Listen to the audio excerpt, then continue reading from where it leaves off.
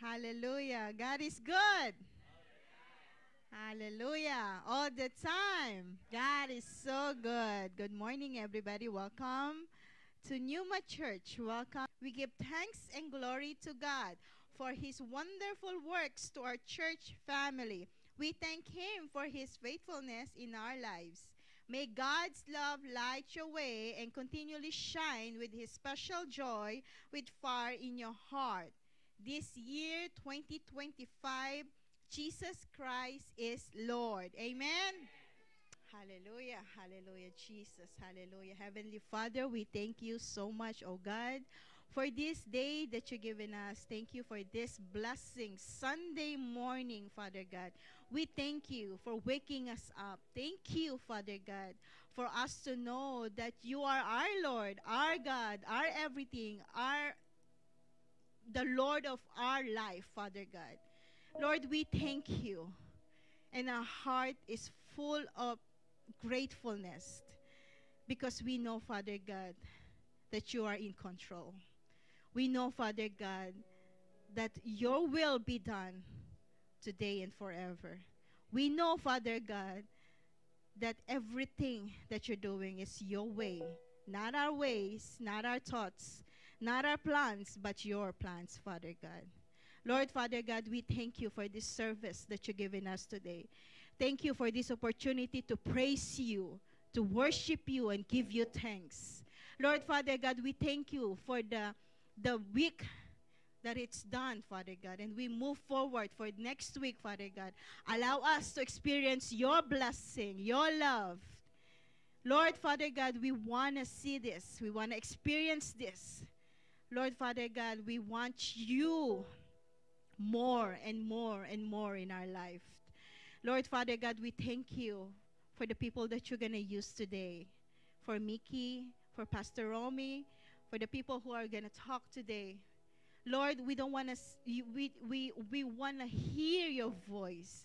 We want to feel your presence right now. Whatever you want to reveal to us, Father God, let it be, oh God, in the name of Jesus. Fill us, oh God, with your Holy Spirit, Father God. Lord, let us flow and flow the Holy Spirit on us and in this place in the name of Jesus. Let us focus onto you, Father God. Take all the things that it's not for you in the name of Jesus. So that way, Father God, whatever you want us to hear right now, we can hear it clearly, Father God. And we can apply it. Lord, Father God, we thank you so much, oh God. Use these songs, all the songs, to glorify you and honor you and please you, Father God. Lord, Father God, we want to worship you. We want to praise you in spirit and in truth, Father God. So let it be in the name of Jesus. Father God, we want to say sorry. We want to ask you for forgiveness. We want to ask you, Father God, whatever you see, whatever you hear, whatever we say, whatever we do, Father God, we ask you to cleanse us right now in the name of Jesus. Father God, forgive us for whatever it is that you see that it's not pleasing you, that it's not right for you, Father God. Please take it away in the name of Jesus. And Lord, Father God, right now we rebuke all the things, all the spirit of evilness and the darkness, Father God, in the name of Jesus. Father God, rebuke it. I rebuke it in the name of Jesus. I rebuke all the spirit that it's not for you in the name of Jesus. Right now, Father God, you covered our eyes, our mind, and our heart, oh God, for you alone, Father God. In the name of Jesus, let it be, oh God. Let it be. Cleanse us, oh God. Sanctify us, Father God. Lord, Father God, we thank you and we love you and we glorify you. You deserve the highest praise because, Father God, you alone are everything on us, Father God. Thank you, Lord. Thank you, Jesus. Thank you, Father God. Thank you, Holy Spirit. We love you in Jesus' mighty name. Everybody say amen. Amen.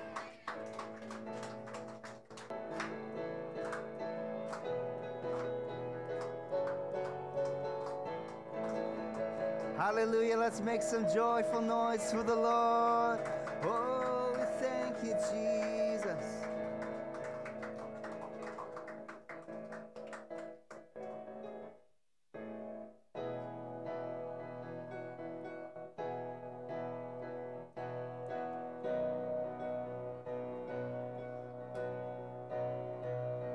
We worship the God who was. We worship the God who is.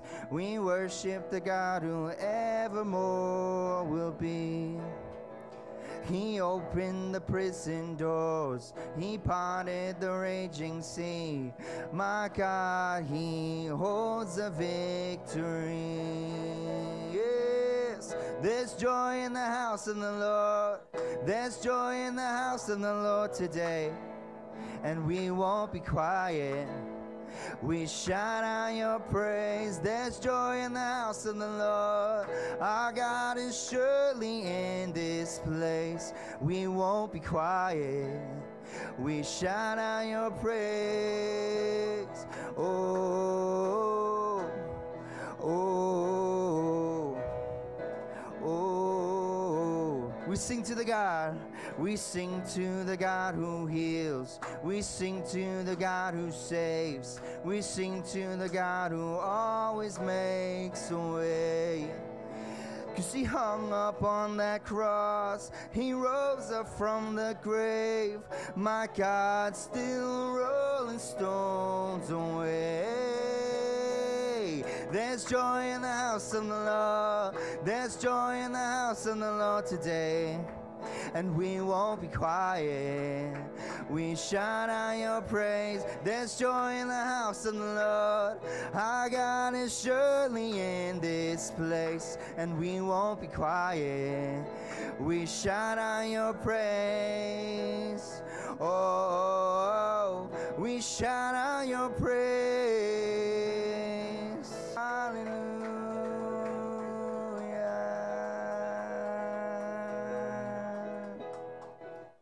We thank you, God, for this time of worship, Lord. I pray that you would continue the work that you started in us, Lord. Continue the message, Lord God. Oh, Lord, we expect great things from you, God.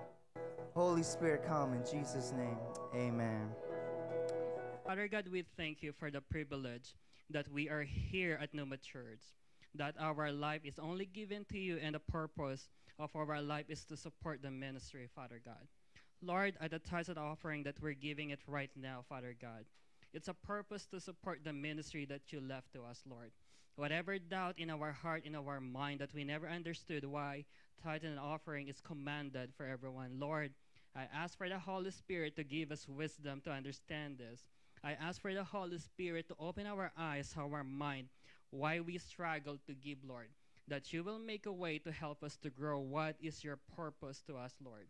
And let thy word grow into our heart, into our life as a Christian, Lord, as a Christian believer of your gospel.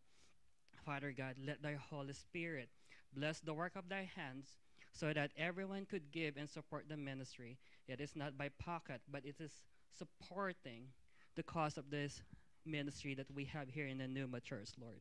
Father God, let their anointing fall afresh to everyone that give us more wisdom and knowledge.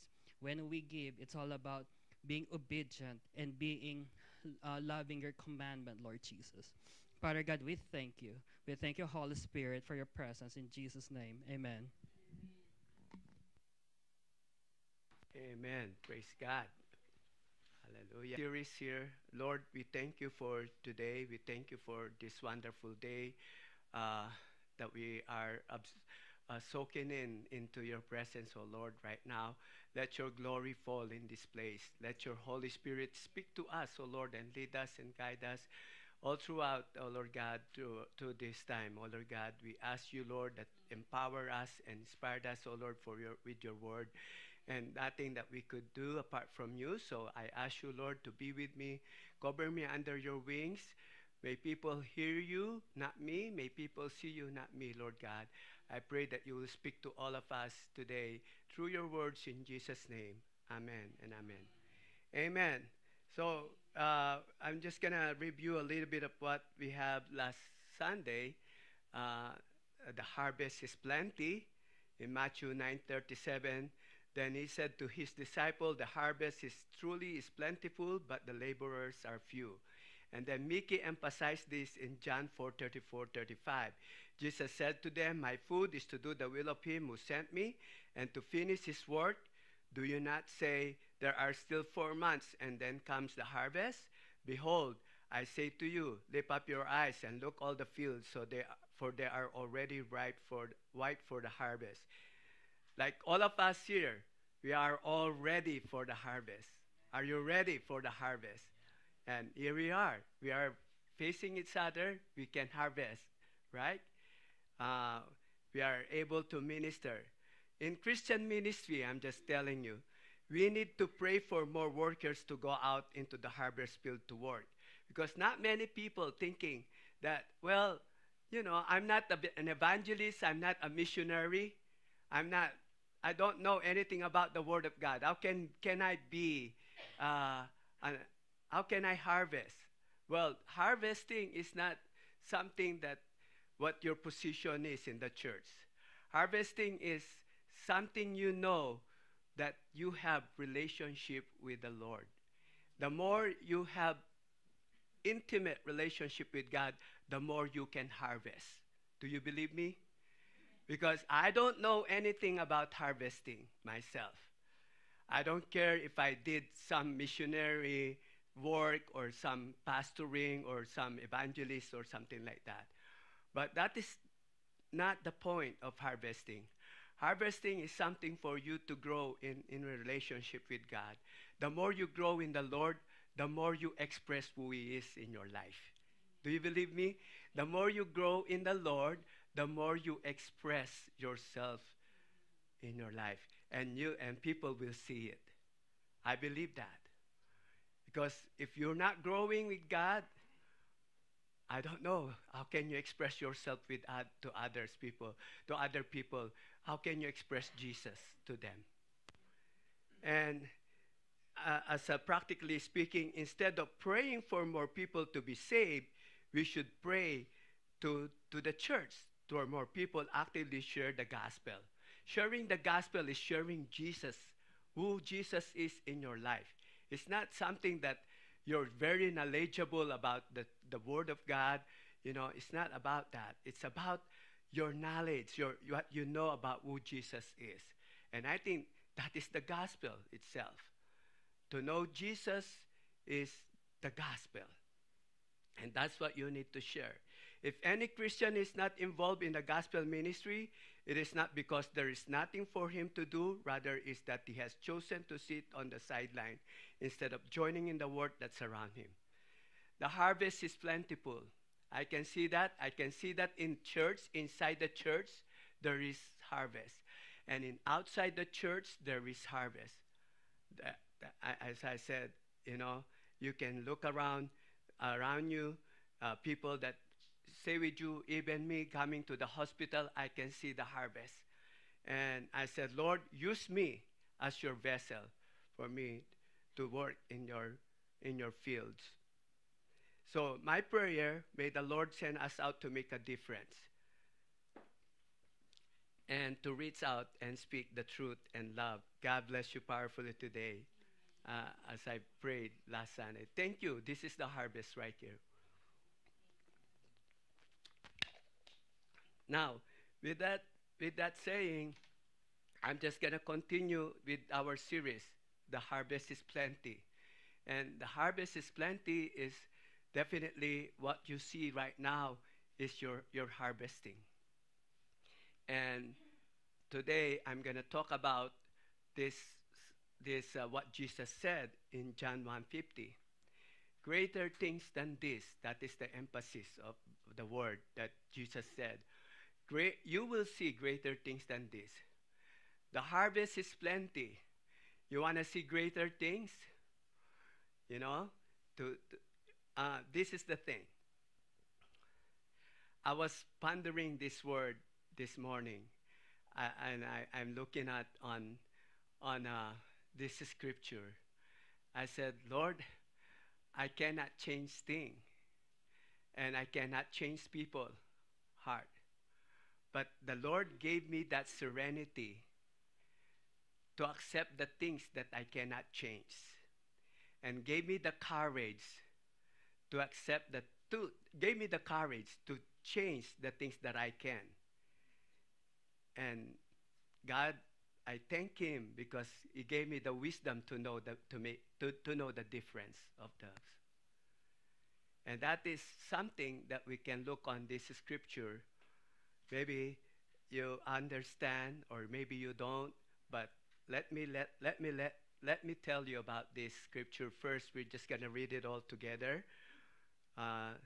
This is in the book of John 1, verse 43 to 51. This is when Jesus talked to Nathanael. The first time when he had this conversation with Nathanael. Nathanael is one of the disciples of Jesus Christ, right? And Nathanael, first, he doesn't kind of like a little bit doubt of who Jesus is, and he doesn't even know who Jesus is until Jesus told him, "Oh, look at this Israelite man," you know, and no doubt about it, he's an Israelite. He's a good person or something. And then Nathanael says, "How did you know me?" And then Nathanael said, and Jesus said, "Well, I know you because I saw you in the fig tree. I saw you in the tree before." And then Nathanael believed on that what Jesus told him. And Jesus told him, "Now you believe because I told you that I saw you in the tree. But to tell you the truth, you will see greater things than this." How many of you believe in Jesus? Do you believe in Jesus? You believe because of God did something in your life, right? And you experienced that. And when you believe something, when you believe in the Lord, that means you experience Him. That's why you believe. But I tell you, there are greater things than those things that you experience from God when you believe. I believe in God not because of an accident, or I believe in God not because of somebody forced me to believe. How many people have that story? Some people wants me to believe in Him. That's why I believe. Some people force me to believe in Him. That's why I believe. No, I believe in God because I experience Him. And when I said that, I believe that there is greater things than what I ever experienced from Him the first time I believed. And that's what Jesus is saying. And if you look at on the scripture, and He said to him, "Most assuredly I say to you, hereafter you shall see heaven open and the angels of God ascending and descending upon the Son of Man." If you look on Genesis 28, this is experience of Jacob when he dreams about the ladder in heaven. So Jesus is the ladder. He is the one. That is the scripture what been mentioned in Genesis 28, and that is one of the greater things. What is the ladder signify, or what is the significance of the ladder? The significance of the ladder definitely nothing to, as a Christian, nothing to wonder about, and that is Jesus Christ. The ladder is the only way to heaven. But my point here is what it means when Jesus said, "You will see greater things than this." In 1 Corinthians 2:9, it says this, "But as this is written, eye has not seen, nor ear heard, nor have entered into the heart of man the things of which that God has prepared for those who love Him." That is the greater things that you will look forward to in your life. I encourage you to look forward on the greater things that God has promised you. The things that you haven't seen, the things that you haven't heard, even your mind and heart cannot conceive, God prepared this for those who love Him. Do you love God? God has something for you if you love Him. Has something greater things that you won't see in your life, not even you don't, and not to comprehend, but it's just gonna happen. I believe that because I love Jesus. And I said, do you love Jesus? You know, we can see all these greater things that you might look around. Healing, miracle, prophecy, these are all we consider great, right? When you see healing, when you see miracles, these are great. But there are greater things than that. Do you believe me? There are greater things than there are greater things than healing. There are greater things than miracles. And what are the things that I'm talking about here? Is what Jesus said. The angels ascended and descended to a Son of Man. That is Jesus Christ, the hope of glory. First, I'm going to talk about these greater things that I'm pointing out. Number one is the presence of God, the peace and joy. How many of you have peace and joy? You come here to have peace and joy. Number two, do you have eternal life? How many of you have eternal life? Okay. And number three is the mystery of God, something that you don't understand, but not everyone else does. Something you do understand, but not everyone else does. You hear me? Only the one that love Jesus, only the one that believe in Jesus has the power to understand the mystery of God. Now, let's look at it one by one. The presence of God, the peace and joy you have in Jesus. The peace that you have and joy in Jesus. In 2 Corinthians 3:17, it says this, where the Spirit of the Lord, there is freedom. Do you have peace? Amen. You know, when I said, where the Spirit of the Lord, there is freedom. Where is the presence of God, I have freedom. Freedom from what? Freedom from worry. Freedom from fear. So I am free. I am free from those. Freedom from something that I so concerned about. I'm concerned about my health, right? Because I have the cancer that the doctor told me that I have terminal cancer. So I'm so concerned. But you know what? I have freedom not to worry about it. I have freedom not to fear about it. Because many people, they might think, oh, when you have a terminal cancer, aren't you worried? You're going to die soon. Well, where's the sting of death when you know Jesus Christ? When you have the presence of God, you have the peace. No matter what you're going through in life, no matter whatever the trials that you are in or troubles that you are in, you know what? I'm telling you, I have peace. And that peace brings joy. And the joy of the Lord is my strength. In Psalm 16, verse 11, it says this, you will show me the path of life. In your presence, there is fullness of joy. At your right hand are pleasures forevermore. Amen. I like that words. I like that scripture that says there, where the presence of God, there is joy. So every time I come to whatever that I'm going through, I always have that joy in my heart. No matter what who I'm facing to, who I am going to encounter with, how many people every day. But that is something that we can look around, that we can look forward to, is the presence of God every day of our lives. How many of you wanting to have the presence of God? You want peace and joy? Be passionate about soaking into the presence of God. Just be there. When I'm in the hospital, whatever the things that they put on me, and the nurses although they telling me something that I really don't like to hear about, like all the warning, after you have this, you're gonna have this, you're gonna have that. you're going to be like this, you're, probably you're going to have bleeding, but the moment you bleed, the scaldus, all those things, all those warning and all this, that things that they were telling me about, after you have this, make sure that you will let us know. I don't want to hear all of those, but you know what? If you focus on those things, you will have this anxiety.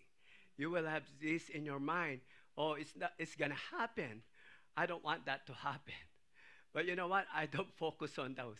I'll focus on the presence of God, soaking in His Word and worshiping Him while I'm in the hospital. So much for my testimony, right? I think you heard it so many times. But that is my experience with the presence of God. But that is the presence that I assure you that there is joy. So you like Tate Rick to be in your presence during those times, Pastor Romy? Of course. Tate Rick is with the Lord. God is with him, and so I feel the presence of God when Tate Rick is there. I don't know who all those are people around me in the hospital, but at least I know Tate Rick, he has the Spirit of God, and I enjoy his presence because the Lord is with him. Thank God for all those people that volunteered to just be there for me, and I enjoy the presence of God. Even just simple as that take time to be there with your brothers and sisters that needs of help. And I really thank you. You know who you are. I don't need to mention your name, but you know who you are that helped me to go through all of these things that I'm going through in life. And I felt the presence of God. And through that, I feel that joy and I feel that peace in my heart. Amen. Second point is the eternal life, which is the hope. This is the greatest thing that you could ever have in life, which is Romans 6:23, the promise of eternal life. For the wages of sin is death, but the gift of God is eternal life through Jesus Christ. Through eternal life, this is something that God promised to us when we have this Jesus in our lives. When we have this, when we believe in Jesus, there are greater things, and this is one of the greatest things that you could ever have in life is to have eternal life. Not many people have it, but as I tell you, because you are here, now you know.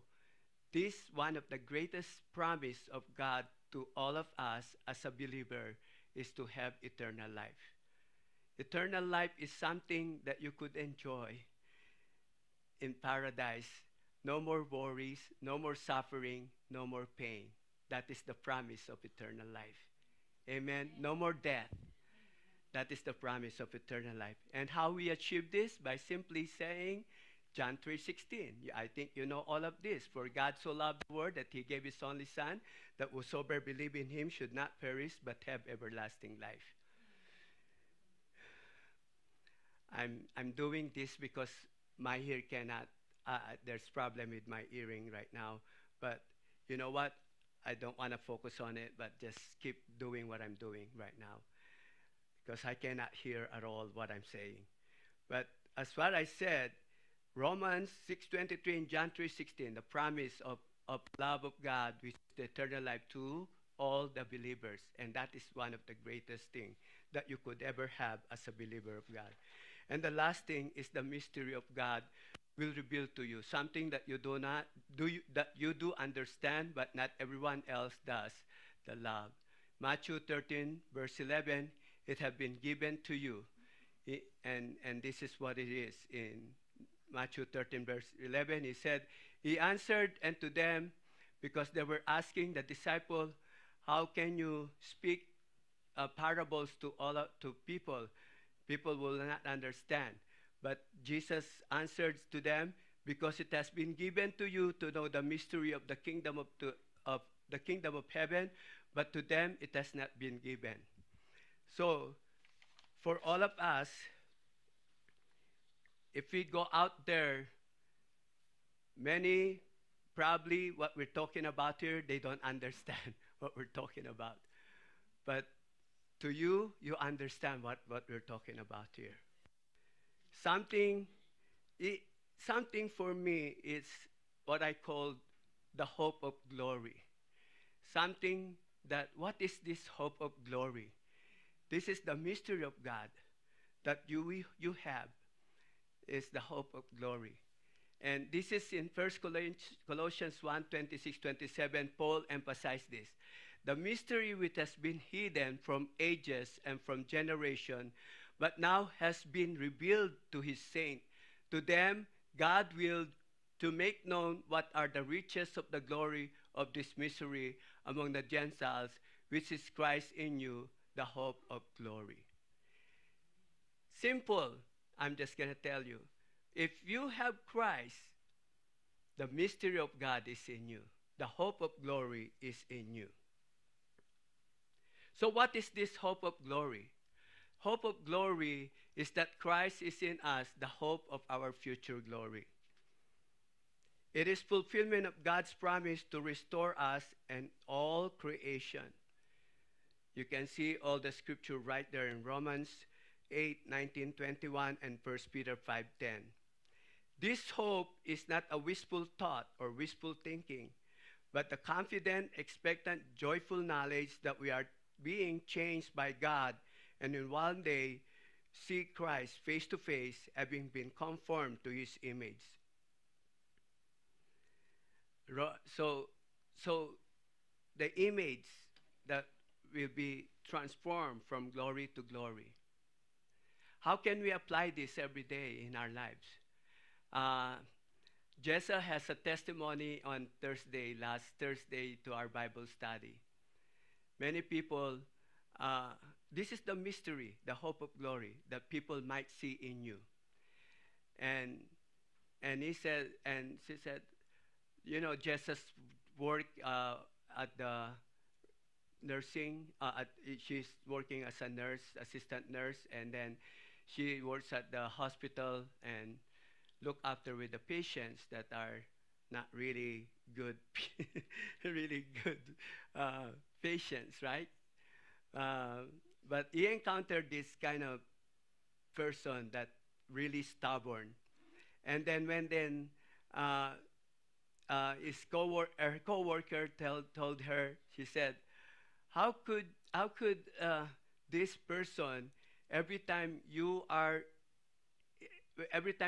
on the time that you on your time on your ship, you know, in your ship, this person behaved like so good. He behaved like, you know, like really great, because compared to when you're not here, this person is behaved like crazy. And then what do you do? And you know what Jessa said? Well, before even I come to my work, I pray to God, Lord, help me.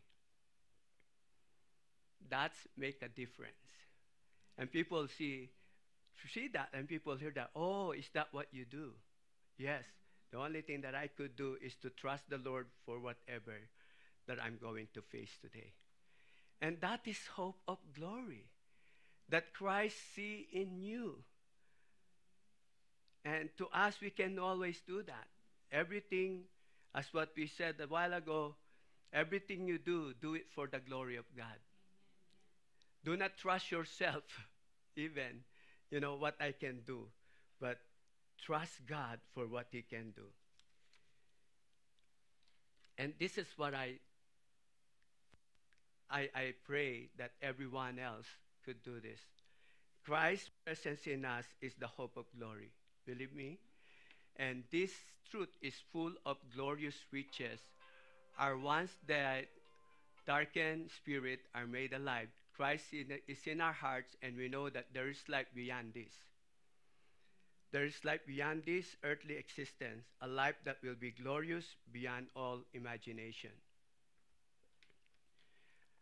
Beyond all our imagination. And this is the Christ, the hope of glory that we have. How many of you have the Christ glory, the hope of glory in your life? I tell you, if you have Christ, these are the three things that, the greater things that you have to look forward to. As a Christian, number one, look forward or have that passion to come to the presence of God, to soak into the presence of God, so that you will have peace and joy. Come to know what this eternal life would be like. And then that's why you have those anxiety and fear will be gone in your life. And you just felt the love of God. And the last thing is that soaking into the presence of God, and while you're soaking into the presence of God, just desire for that Christ and hope of glory to come, and people may see in you, may see that hope of glory in you, so you can make a difference in this world. And that is harvesting. Once you make a difference, you can make a harvest. So you want to see greater things? Just pull up those three things. The presence of God. Think about the eternal life, so you don't have to fear, you don't have to have anxiety, and soaking in and have that passion that God will give you more desire. As the deer panted for the water, so your soul long after Him, long after Christ that is in you. Amen? And that's all for today that I'm talking about, that this is what Jesus said, the greater things that you will see. How many of you excited to make a difference today, to make a difference tomorrow, and the rest of your life in this world? And that is to look forward every day of your life to reach out to God, just knowing in His presence there is joy, there is peace. In His presence there is love, and in His presence there is hope of glory. And that's all we have. That's all we have as a Christian. But that is the true wealth that you're going to have in this world. And I pray for all of us to come and be with the Lord every day of their lives, every day of your lives, to desire for Him for more and more. In Jesus' name, amen and amen.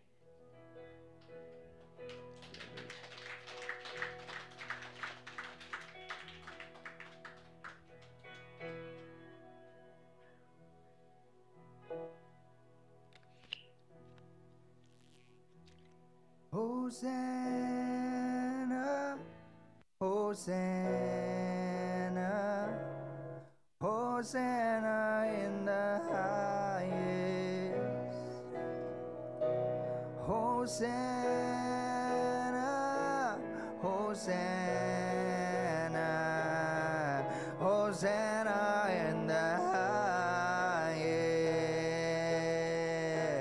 Hosanna, Hosanna, Hosanna in the highest. Hosanna, Hosanna, Hosanna in the highest. Hosanna in the highest. Sing it out, church. Oh, Hosanna in the highest.